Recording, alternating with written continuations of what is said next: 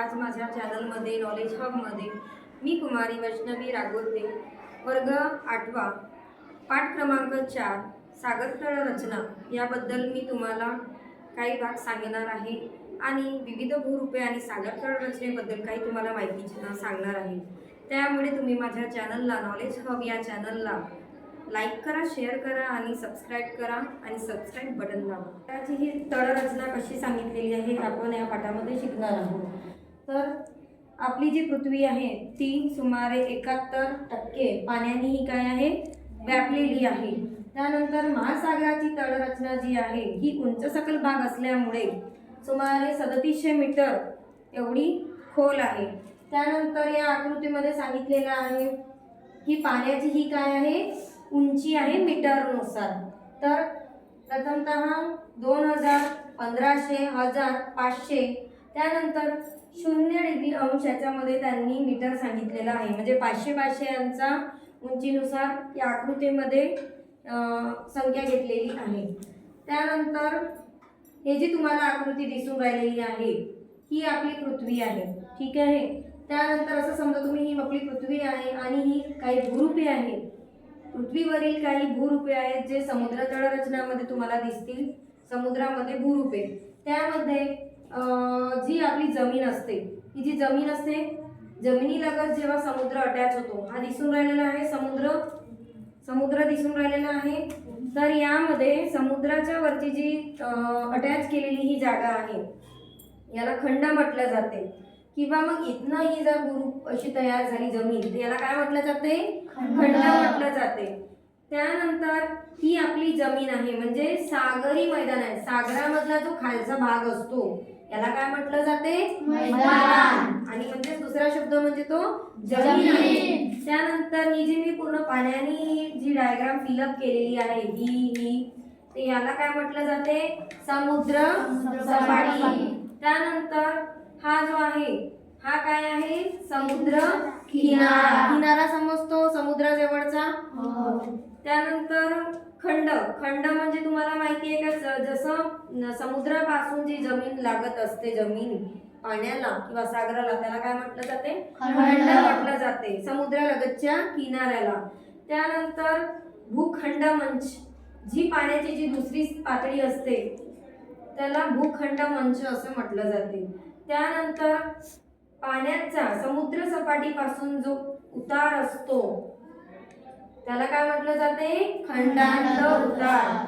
आणि जो डोह असतो डोह ज्यामध्ये पाण्याला आपल्याला भोवरे दिसतात डोह येतो म्हणतो आपण त्याला ही बघा इथे जास्त तुम्हाला डीप दिसून राहिलेला आहे। फरक बघा इथे जास्त डीप दिसत आहे भूरूपे आणि यामध्ये थोडं कमी दिसून राहिलेला आहे उतार।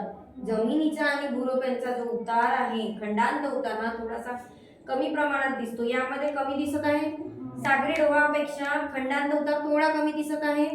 हा जास्त दिसत आहे खंडांत उतार हा सागरी डोहापेक्षा जास्त आहे त्यामुळे याला सागरी डोह म्हटलं जाते म्हणजे ते डोह असतो। त्यानंतर यापेक्षा जास्त उतार असलेल्या भागाला भूरूपांना सागरी गर्ता असे म्हटलं जाते। त्यानंतर बघा भूखंड मंचाची काही डेफिनेशन सांगितलेली आहे। किनाऱ्यालगतच्या असलेल्या व समुद्रात बुडालेल्या जमिनीच्या भागाला बुडालेला भाग दिसत आहे हा समुद्रामध्ये बुडालेल्या भागाला काय म्हटलं जाते भूखंड मंच म्हटलं जाते।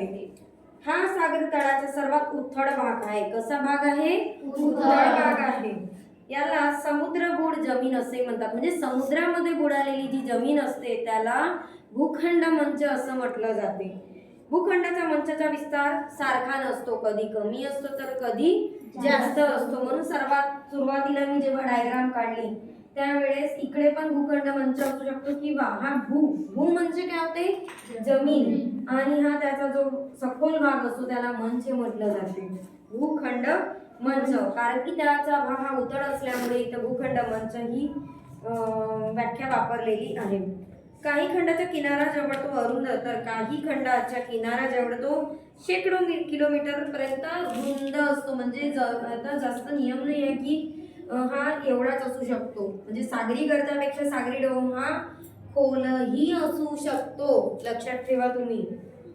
त्यानंतर किनारा जवळजवळ शेकडो किलोमीटरपर्यंत रुंद आहे. याची खोली किती असू शकते? भूखंडाची खोली किती आहे? भूखंडाची खोली 200 मीटर 200 मीटर पर्यंत असते. त्यानंतर मानवाच्या दृष्टीने भूखंड म्हणजे महत्त्वाचा आहे. जगातील मासेमारीची विस्तृत म्हणजे जास्त फिशिंग किंवा मासेमारी हा एवढ्या भागामध्ये मासेमारी करायला जातात. समजलं? त्यानंतर मासेमारीची विस्तृत सूर्यकिरण तळापर्यंत पोहोचतात. फक्त मोस्ट ऑफली 5000 ते 10,000 सागर जेव्हा असतो समुद्र त्यामध्ये सूर्याची किरणे पोहोचू शकत नाही. परंतु भूखंडामध्ये सूर्याची किरणे काय होतात? पोहोचतात. त्यामुळे मानव हा जेव्हा मासेमारी करण्यासाठी जातो त्यावेळेस त्याला किरण पडल्यामुळे सूर्यकिरण पडल्यामुळे मासेमारी करण्यास उपयुक्त ठरते. त्यामध्ये शेवाळ प्लवंक यांची निर्मिती होते. काय तयार होतं त्यामध्ये? भूखंडामध्ये शेवाळ तयार होतात आणि प्लवंक तयार होतात. माशांचे खाद्य असते. शेवाळ काय असते? माशांचे खाद्य असते. यामध्ये काय काय सापडतात बघा? खनिज तेल, नैसर्गिक वायू व इतर खनिजे भूखंडावरून खनन केल्यावरती काय मिळतो? नैसर्गिक वायू मिळतो, खनिजे मिळतात आणि तेल मिळते. ठीक आहे. त्यानंतर म्हटलंय की उदाहरण मुंबई आहे अरबी जो समुद्र आहे मुंबई मधला त्यामध्ये खनिज तेल व वायू नैसर्गिक वायू म्हणजे नॅचरल गॅस या ठिकाणी मिळत असते. खंडांत उतार. आता आपण काय शिकणार आहोत? खंडांत उतार. भूखंडाच्या मंचाचा भाग संपल्यावरती समुद्र तळाचा उतार तीव्र होत जातो.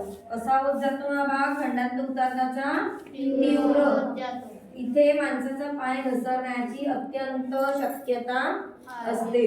कारण की हा उतार तीव्र असल्यामुळे काय होतो? खंडांत उतार म्हणून याला संबोधले जाते. समुद्र सपाटीपासून याची खोली किती असते? खंडांत उताराची 200 मीटर पर्यंत असते. त्यानंतर सागरी मैदान बघा. सागरी मैदान तुम्हाला माहीतच आहे. जी सागर लगतची जी जमीन असते त्याला सागरी मैदान असं म्हटले जाते. म्हणजे खंडांत उताराला जी लागून जमीन असते त्याला काय म्हटलं जाते? सागरी मैदान म्हटलं जाते. सागराचा जो जवळचा भाग असतो सपाट भाग त्यालाच काय म्हटलं जाते? हा. आणि सागर आणि सागरच्या लगतचा जो खंड आहे जी जमीन आहे त्यालाच मैदान असं म्हटलं जाते. मैदानावर लहान मोठ्या आकाराची जलमग्न उंचवटे पर्वत पठारे इत्यादी भूरूपे आढळतात. सागरी पर्वतरांगा व पठारे.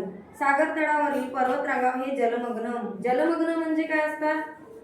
जल म्हणजे पाणी आणि जलमग्न होणे म्हणजे पाण्यामध्ये जे पर्वत असतात किंवा पर्वतरांगा ह्या ज्या पर्वतरांगा ज्या जमीन पाण्यामध्ये नेहमी असतात त्यामध्ये जलमग्न पर्वत असतात. म्हणून यांना कशा ओळखलं जाते? जलमग्न पर्वत म्हणून ओळखलं जाते. सागरी पर्वतरांगा म्हणजे सागरमध्ये असणारे जे पर्वताची रांगा आहेत त्याला काय म्हटलं जाते? जलमग्न पर्वत असं म्हटलं जाते. या पर्वतरांगा शेकडो किमी रुंद तर हजारो किलोमीटर लांब असतात. किती असतात पर्वतरांगा? 1000 किलोमीटर. 1000 किलोमीटर लांब असतात. फक्त किलोमीटर दिलेला नाही, लांब हा शब्द इथे वापरलेला आहे. म्हणजे 1000 पेक्षा जास्त लांब आणि तो रुंद असू शकतो. जलमग्न पर्वतरांगाच्या शिखरांच्या भाग काही ठिकाणी सागर पृष्ठाच्या वर आलेला असतात. त्यांना आपण सागरी बेटे म्हणून ओळखतो. काय म्हणून ओळखतो यांना? सागरी बेटे. सागरांमध्ये जे बेटे असतात, बेट समजते तुम्हाला? बेट समजते? त्याला म्हणजे हे जे बेटे असतात यामध्ये बघा बेटे असतात समुद्रांतर त्याला सागरी बेटे असे म्हणतात. हे सागराच्या मधोमध किंवा किनारा लागत असे बेटे असतात. त्यानंतर काही उदाहरण सांगितलेले आहेत की आईसलँड, अटलांटिक महासागर, अंदमान निकोबार बेट तुम्हाला माहिती ऐकलंय तुम्ही? अंदमान निकोबार बेट हे आपल्या भारताच्या शेवटच्या कोपऱ्यावरती आहे. म्हणजे श्रीलंकाच्याही त्या पलीकडे आहे. बंगालचा उपसागर, आइसलँड, अंटार्क्टिका महासागर. काही सागरी उंचवट्यांचे माथे सपाट व विस्तृत असतात, त्यांना सागरी पठार म्हणतात. उदाहरण हिंदी महासागरचे छागोसचे पठार. अंडरलाईन करा तुम्ही. सागरी डोह व सागरी गर्ता. सागरी डोह आणि सागरी गर्तामध्ये फरक एवढाच दिसून राहिलेला आहे इथे की सागरी डोह आणि सागरी गर्ता हे जमिनीच्या समुद्र सपाटीपासून यांची उंची उथळ आहे. उथळ तर आहे, त्यानंतर यांचा जो भाग आहे आत गेलेला याची काहीही लांबी आणि रुंदी काहीही निश्चित प्रकारे नसते. का बरं? जशी जशी पाण्याची पातळी वाढत असते तशी तशी जो सागरी गर्ता आणि डोह आहे हा आतात स्वरूपात जात असतो. ठीक आहे. त्यामुळे यांची काहीही लांबी आणि रुंदी निश्चित नसते. परंतु यामध्ये म्हटलंय की सागर तळावर काही ठिकाणी खोलही असतात, अरुंदही असतात आणि तीव्रही उतार असतात. त्यामुळे यांची काही लांबी रुंदी उतार हा निश्चित नसतो. त्यांना सागरी डोह किंवा गर्ता असे म्हणतात. साधारणतः कमी खोली असलेली भूरूपे हे सागरी डोह असतात. जी कमी खोलाची भूरूपे असतात त्यांना कमी उताराची भूरूपे त्यांना काय म्हणतात? सागरी डोह. आणि समुद्र सपाटीपासूनची जी गर्ता लांब लांब होत असते त्यांना सागरी गर्ता असे म्हटलं जाते. उदाहरण का म्हटलंय की पॅसिफिक महासागर आणि मरियाना गर्ता. मरियाना ही जगातील सर्वात खोल गर्ता असून अंडरलाईन करा तुम्हाला. उदाहरण तर काय सांगितलं आहे? मरियाना गर्ता. मरियाना गर्ता हे जे आहे हे जगातील काय आहे? पॅसिफिक महासागरातील सर्वात खोल गर्ता आहे. काय आहे? सर्वात खोल गर्ता आहे. पॅसिफिक महासागरातील सर्वात खोल गर्ता आहे. याची किती किलोमीटर हे आहे? 11,034 मीटर यांची खोली आहे.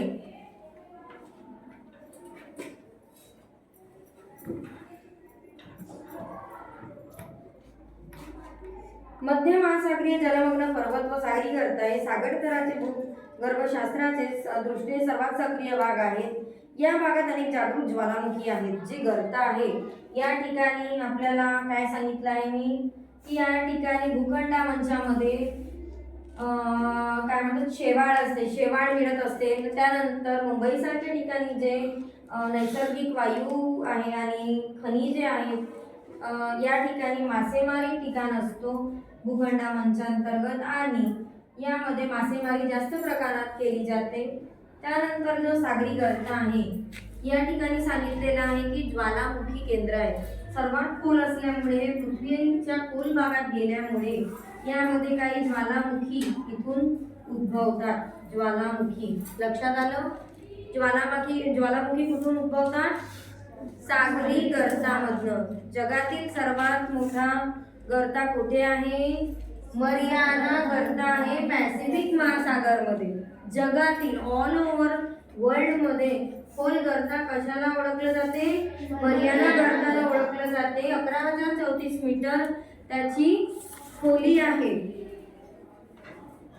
त्यानंतर यामध्ये भूकंप व ज्वालामुखीचे उद्रेक यामुळे किनारी प्रदेशात सुनामी निर्मितीचा धोका संभवतो. ठीक आहे. सागरी संचयन हे पुढच्या धड्यामध्ये आपण शिकणार आहोत.